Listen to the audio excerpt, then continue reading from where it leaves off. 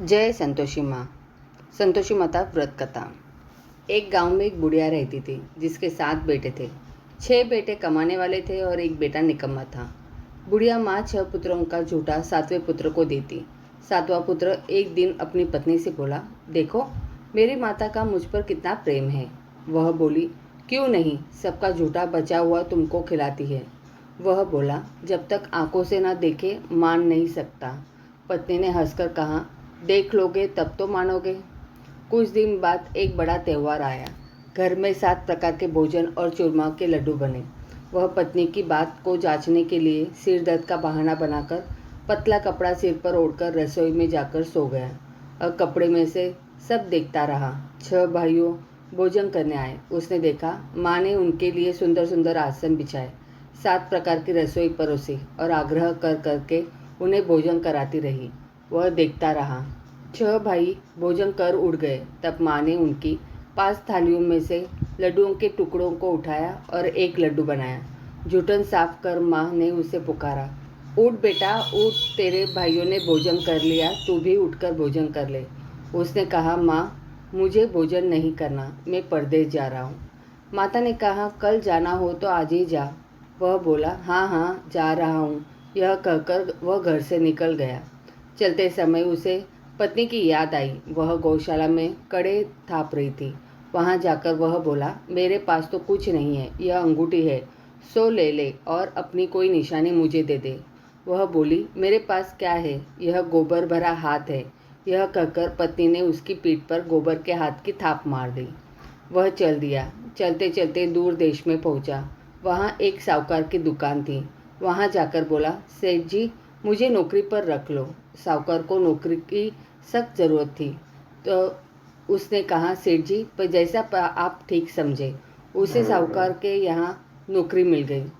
वहाँ दिन रात काम करने लगा। कुछ दिन में दुकान का लेन देन, हिसाब किताब, ग्राहकों को माल बेचना, सारा काम करने लगा। साहूकार के 7-8 नौकर थे।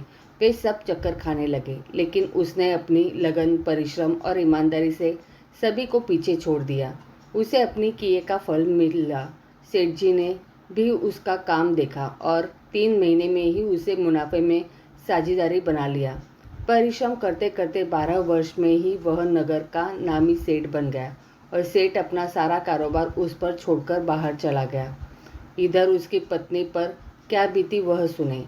सास ससुर उसे दुख देने लगे। गृहस्थी का काम करवाकर उसे लकड़ी लेने जंगल में भेजते। इस बीच घर की रोटियों के आटे से जो भूसी निकलती उसकी रोटी बनाकर रख दी जाती और फूटे नारियल की नरेली में पानी दिया जाता। इस तरह दिन बीतते रहे।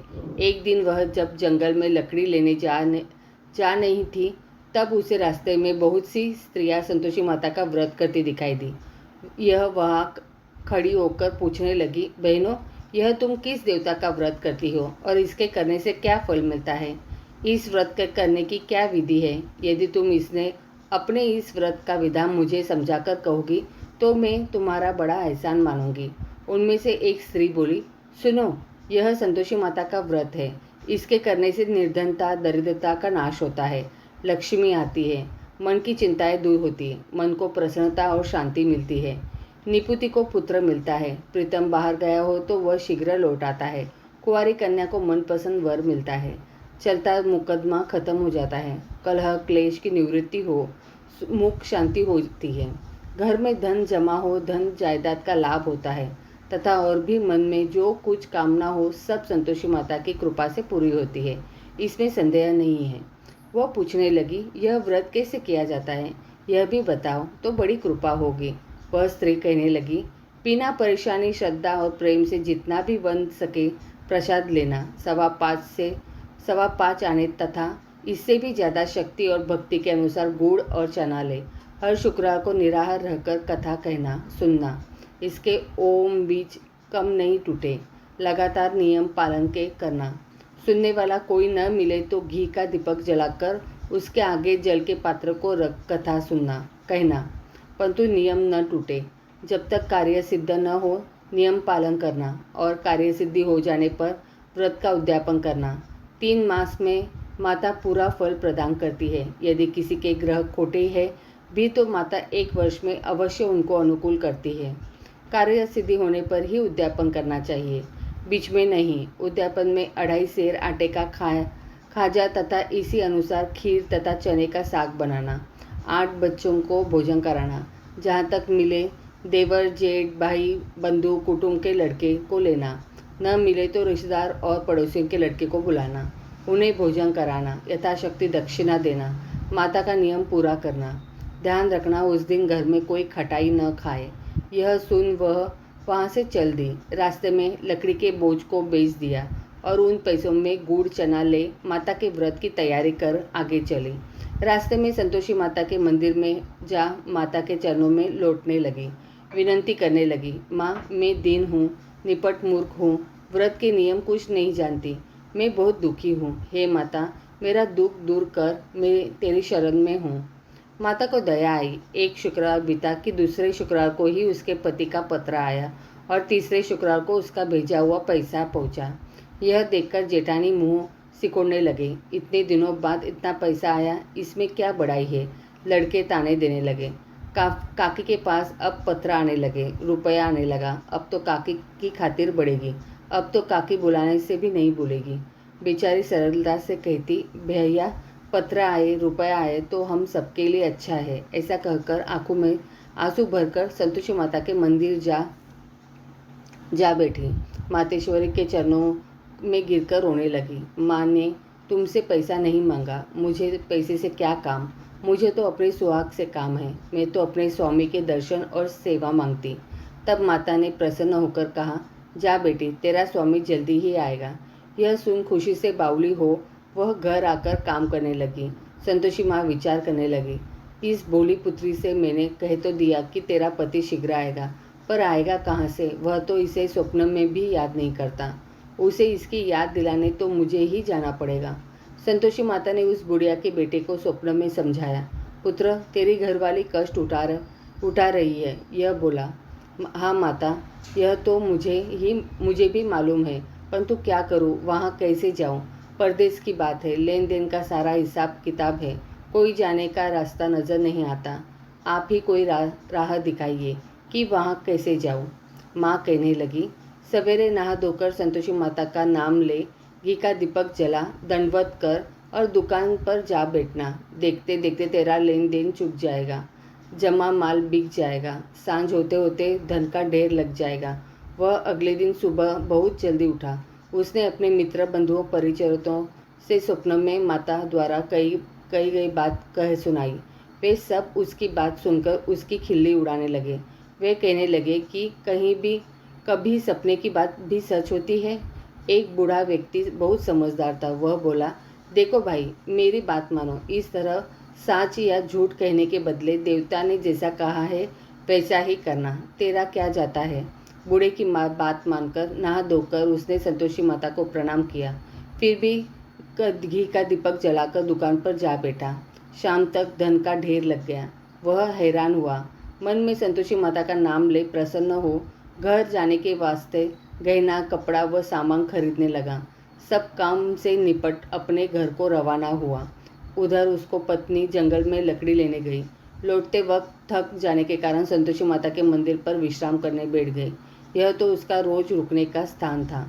धूल उड़ती देख उसने माता पूछा, हे माता यह धूल कैसे उड़ रही है। माँ ने कहा, हे पुत्री तेरा पति आ रहा है, अब तू ऐसा कर, लकड़ियों के 3 बोझ बना, एक नदी के किनारे रख, दूसरा मेरे मंदिर पर और तीसरा अपने सिर पर रख। तेरे पति को लकड़ी का गड्ढा देखकर मोह पैदा होगा, यह वहाँ रुकेगा, नाश्ता पानी बना खाकर माँ से मिलने जाएगा।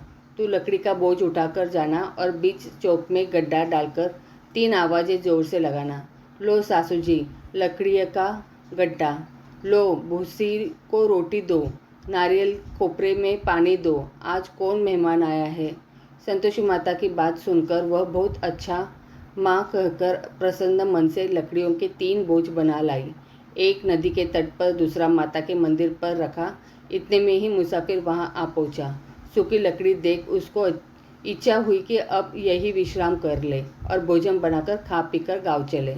इस प्रकार भोजन कर विश्राम कर वह अपने गांव में आ गया। उसी समय बहू सिर पर लकड़ी का गड्ढा लिए आई। उसने गड्ढा को आंगन में डाल जोर से 3 आवाज़ें दी। लो सासू जी, लकड़ी का गड्ढा लो, भूसी की रोटी दो, नारियल के खोपरे में पानी दो। आज कौन मेहमान आया है? यह सुनकर सास ने अपने दिए हुए कष्टों को भुलाने के लिए कहा, बहू तू ऐसा क्यों कहती है? तेरा मालिक ही तो आया है। बैठ, मीठा भात खाकर कपड़े गहने पहनना। पत्नी की आवाज़ सुनकर उसका स्वामी बाहर आया और उसके हाथ में पहनी अंगूठी देख व्याकुल हो गया। उसने माँ से पूछा, माँ यह कौन है? माँ बोली, बेटा तेरी पत्नी है। आज 12 वर्ष हो गए। जब से तू गया है तब से सारे गांव में जानवर की तरह भटकती फिरती है। कामकाज कुछ करती नहीं, 4 समय खाकर खाती जाती है। अब मुझे देखकर भूसी की रोटी और नारियल के खोपरे में पानी मांगती है। वह बोला, माँ मैंने इसे भी देखा है और तुम्हें भी। मुझे दूसरे घर की चाबी दो, मैं उसमें रहूँगा। ठीक है बेटा, जैसी तेरी मर्जी, कहकर माँ ने चाबी का गुच्छा बेटे के सामने रख दिया। उसने दूसरे घर को खोलकर सारा सामान जमाया। एक ही दिन में वहाँ राजा के महल जैसा ठाट बाट बन गया। अब क्या था, वह सुख भोगने लगी। अगला शुक्रवार उसने पति से कहा, मुझे संतोषी माता का उद्यापन करना है। पति बोला, बहुत अच्छा, खुशी से कर लो। वह उद्यापन की तैयारी करने लगी। जेठ के लड़कों को भोजन के लिए कहने गई। उन्होंने मंजूरी किया, परंतु पीछे से जेठानी ने अपने बच्चों को सिखलाया, देखो रे, भोजन के समय सब लोग खटाई मांगना, जिससे उसका उद्यापन पूरा ना हो। लड़के भोजन करने आए, खीर पेट भरकर खाई, परंतु बात याद आते ही कहने लगे, हमें कुछ खटाई खाने को दो, खीर खाना हमें भाता नहीं, देखकर अरुचि होती है। लड़के उठ खड़े हुए, बोले, पैसे लाओ। भोली बहू कुछ जानती न थी, उन्हें पैसे दे दिए। लड़कों ने बाजार जाकर उन पैसों से इमली खरीदी और खाई। यह देखकर बहू पर माताजी ने कोप किया। राजा के दूत उसके पति को पकड़कर ले गए। अब सब मालूम हो जाएगा जब जेल की रोटी खाएगा। बहू से यह वचन सहन नहीं हुए। वह संतोषी माता के मंदिर में गई और कहने लगी, माता तुमने यह क्या किया? हंसाकर क्यों रुलाने लगी? माता बोली, पुत्री तूने मेरा व्रत का भंग किया है, इतनी जल्दी सब बातें भुला दी। वह बोली, माता भूली तो नहीं हूँ, न कुछ अपराध किया है, मुझे तो लड़कों ने भूल डाला दिया, मुझे क्षमा करो माँ। माँ बोली, ऐसी भूल भी कहीं होती है? यह बोली, अब कोई भूल नहीं होगी। अब बताओ मेरे पति कैसे आएंगे? माँ बोली, पुत्री जा, तेरा पति तुझे रास्ते में ही आता मिलेगा। वह मंदिर से निकलकर बाहर आई तो रास्ते में उसे अपना पति आता हुआ मिला। उसने पूछा, कहाँ गए थे? वह बोला, इतना धन जो कमाया है उसका कर राजा ने मांगा था, वह भरने गया था। वह प्रसन्न होकर बोली, भला हुआ, अब घर चलो। फिर अगला शुक्रवार आया। वह बोली, मुझे माता का उद्यापन करना है। पति ने कहा, ठीक है करो। वह फिर जेठ के लड़कों से भोजन को कहने गई। जेठानी ने लड़कों को सिखा दिया कि तुम पहले की तरह खटाई मांगना।